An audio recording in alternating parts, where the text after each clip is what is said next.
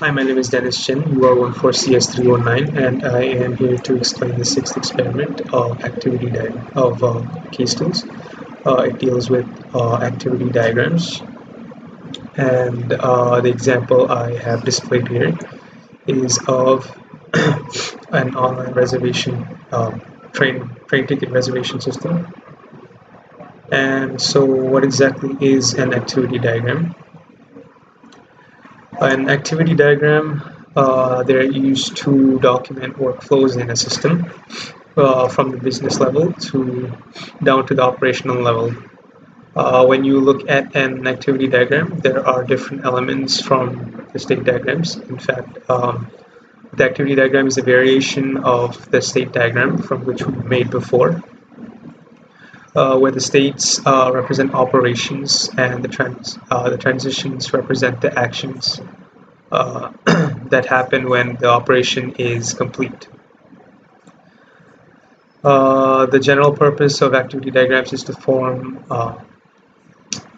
focus on the flows driven by internal processing versus the external events. So there are different activity states. This is an example of an activity state. An activity state marks an action by the object. The notation for the states are rounded rectangles. The same notation can also be found in the state chart diagram. So this is our first activity state here. It's to enter the username and password. Next, we have a transition here. When the activity state is completed, processing moves to another activity state. The transitions are used to mark the movement. The transitions are indicated by the arrows right here. And once again, just like the state diagram, we have our initial state here. The initial state marks the entry point and the initial activity state. And also we have our final state here, which marks the end of the modeled workflow. So let's take a look at our diagram here. First, we have we're told to enter the username and password. We go to our decision box here, which is indicated by a diamond-shaped box. If the correct credentials are given, then we proceed by logging in. Otherwise, we go back to our initial state. Moving on, once we have logged in, we have a taskbar here. Select booking ticket, select cancel ticket, or printing ticket, either of which could happen. So then we have transitions all over, leading to our next events. The events that could potentially happen, such as enter the destination source, the date of travel, number of seats, booking ticket, etc. Under select the cancel ticket, we have entering the PNR number and canceling the ticket. Likewise, for selecting the ticket, we have selecting printing ticket, we have entering the PNR number and the printing ticket. So yeah, these are all marked together by transition states. Transitions here marked by arrows. And then lastly, we have selecting logout and logging out. So next we have, also we have our synchronization bar.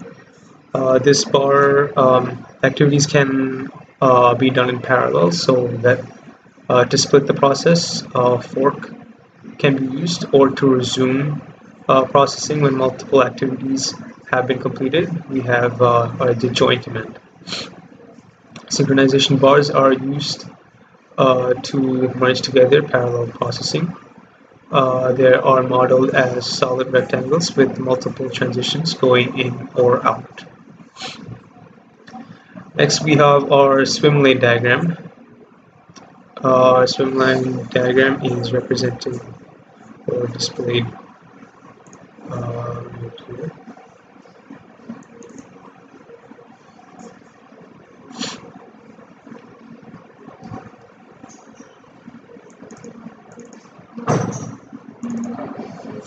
It's represented right here. We have what is a swim lane diagram? It divides activities according to objects by arranging objects in the column format and placing activities by that object within the column. Objects are listed at the top of the column, and vertical bars. The vertical bars separate the column to form the swim lanes. So here we have three different columns here: customer, web interface, and server, all of which represent different different objects doing different things. They basically divide according to the objects. Yeah, and again we have the same, the rest of the same. We have initial state, we have a final state, we have the synchronization bar, the decision box. It all follows the same thing. The only difference being the swim lane, which divides the activities according to the objects by arranging the objects in the column format. It also places the activities by the object within that column. So, for example, here in the customer column, we have everything that a customer would necessarily do in a given railway reservation system. He would log in, book the ticket, cancel the ticket. However, the web interface would have to provide the following here, such as the welcome page, request payment, generate ticket, complete the refund, etc. And the server would have functions within, such as update the details, update the database, check the PNR, etc. So this would conclude our experiment on the activity diagram and the swim lane diagram. Okay, thank you.